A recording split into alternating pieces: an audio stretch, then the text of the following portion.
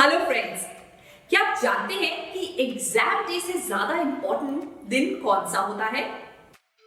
Yes, it is one day prior to exams, क्योंकि इस दिन को आप जैसा स्पेंड करेंगे वो डिटरमिन करेगा आपके marks in exams.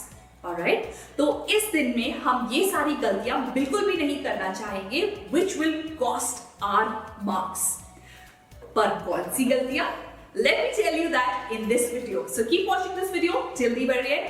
If you want to know कि क्या आप ये गलतियां तो नहीं कर रहे right before your exams, let's begin. Number one is pulling an all-nighter. I know.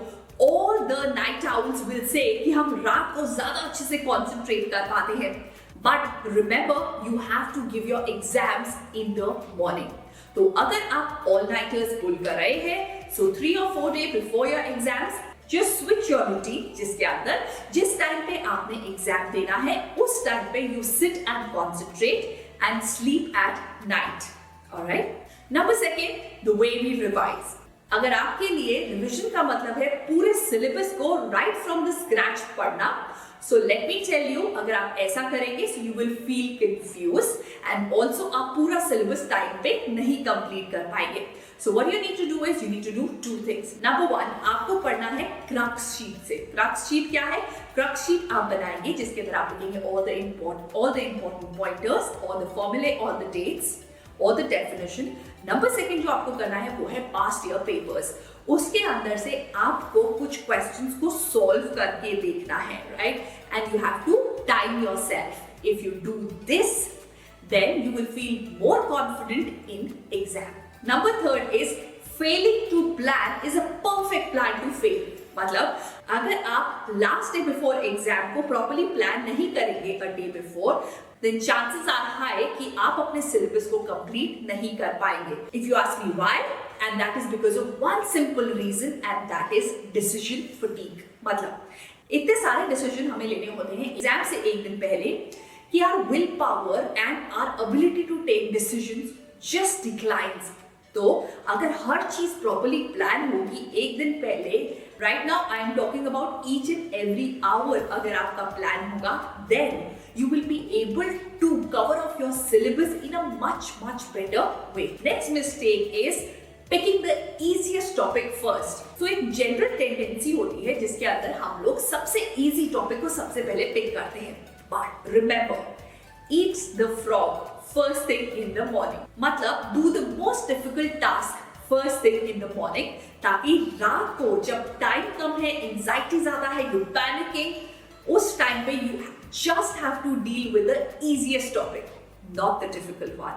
Next mistake जो हम करते हैं that is using the phone in the break between the studies. मतलब जब भी हम पढ़ते हैं for 45 minutes or 1 hour, उसके बाद हम यूज करते हैं phone for 10 minutes.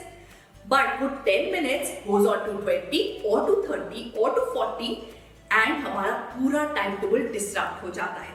Not only this, when we keep using phone in between the study session, तो हमारा attention residue ही वापस आता है. मतलब आप पढ़ाई कर रहे होंगे but you will be thinking about the post जो आपने देखी हैं या notifications जो आपकी आई हैं.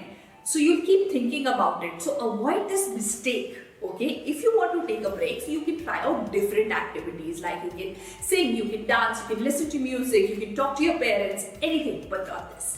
Next mistake is focusing on the wrong thing. तो अगर इस टाइम पे भी आपका फोकस है to learn the things, तो वो wrong है. इस टाइम पे आपका फोकस होना चाहिए to find the gaps in your learning. अभी तक जो आपने लर्न किया है उसके अंदर gaps क्या है and to fix those gaps. And that you can do by testing yourself. Next mistake is studying for long hours. अगर आप भी ये मिस्टेक कर रहे हैं एग्जाम से एक दिन पहले, stop doing this mistake. इससे आपका माइंड ग्रास्प नहीं कर रहा है but you're just satisfying yourself saying कि मैंने आज 5 घंटे रिवाइज किया है, right? In fact, make small study session जिसके अंदर आप ज्यादा अच्छे से फोकस कर पाएंगे. Another mistake is sitting in the comfortable position or place to study or to revise. तो एग्जाम से पहले क्या होता है, हमें लगता है हमने सब कुछ लर्न किया हुआ है, अब बस हमें रिवाइज करना है. Let's just sit in our bed and just keep flipping the pages. मतलब ये भी आता है, ये भी आता है, ये भी आता है. No, don't do that. इससे you are just harming your preparation. आपको क्या करना है? Always sit on a chair with a table. Number second, don't use passive way of learning. That is just reading and rereading. But active recall method. Next mistake is taking your anxiety to your exams. So, are you feeling anxious? Are you panicking before exams? It is normal. But अगर आप इस panic को, इस anxiety को exam में ले जाते हो, then आप अपने स्कोर्स को लो कर रहे हो. ओके, सो इस टाइप में बहुत इंपॉर्टेंट है that your confidence level should be high. तो क्या कर सकते हैं हम? Before going for your exams, अगर आप एंग्शियस फील कर रहे हो, take an anxiety sheet. Now what is this anxiety sheet? इसके अंदर हम लिखेंगे ऑल द पॉइंटर्स जिस वजह से हमें एंजाइटी हो रही है. मे बी हमारा ये टॉपिक कंप्लीट नहीं हुआ है, मे बी हमारी प्रिपरेशन बहुत अच्छी नहीं हुई है. Anything, just write everything and work on it. Alright, do this and आप देखेंगे आप एग्जाम में बहुत कॉन्फिडेंट जाएंगे. Last but very very important mistake जो हम सब करते हैं, and that is last day before exam we call our friends and ask the status कि how much have you completed. ऐसा करने से क्या होता है कि अगर उनका हमसे ज्यादा हुआ होता है तो हम अपनी पेस को और फास्ट कर लेते हैं उतना कंप्लीट करने के लिए, जिससे हो सकता है हमारी अंडरस्टैंडेबिलिटी उस टॉपिक के लिए उतनी नहीं हो. Whereas अगर किसी का कम हुआ होता है तो हम अपनी पेस को बहुत स्लो कर लेते हैं. Let's not do that. Let's not ask these questions and just do our revision in the best way possible. Okay? So that's it from my side. And अगर आप इनमें से कोई भी mistake करते हैं, so leave that in the comment section below. And I'll see you in my next video. Till then, take care of yourself and stay super duper productive. Bye bye.